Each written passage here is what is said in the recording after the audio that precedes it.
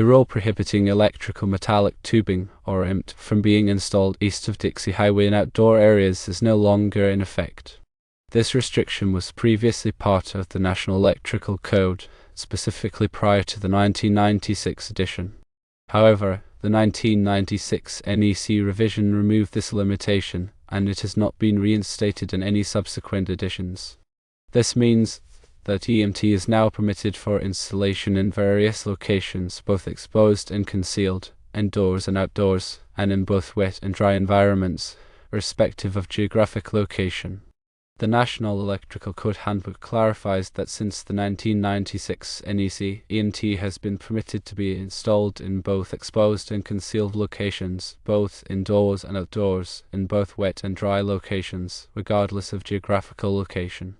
The International Association of Electrical Inspectors confirms that EMT is now allowed to be installed outdoors in all areas, regardless of geographic location. The Electrical Inspection Company notes that the 1996 NEC clarified that EMT could be used in both wet and dry locations, indoors and outdoors, regardless of geographical location. Several sources confirm the current status of EMT installation regulations. The National Electrical Code Handbook, published by the NFPA, states that since the 1996 NEC, EMT has been permitted to be installed in both exposed and concealed locations, both indoors and outdoors, in both wet and dry locations, regardless of geographical location.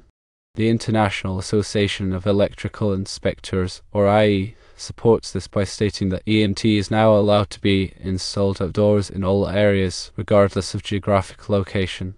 The Electrical Inspection Company, or IAEI, also indicates that the 1996 NEC clarified that EMT could be used in both wet and dry locations, indoors and outdoors, regardless of geographical location. In conclusion, the previous rule that restricted the installation of EMT east of Dixie Highway in outdoor areas is obsolete.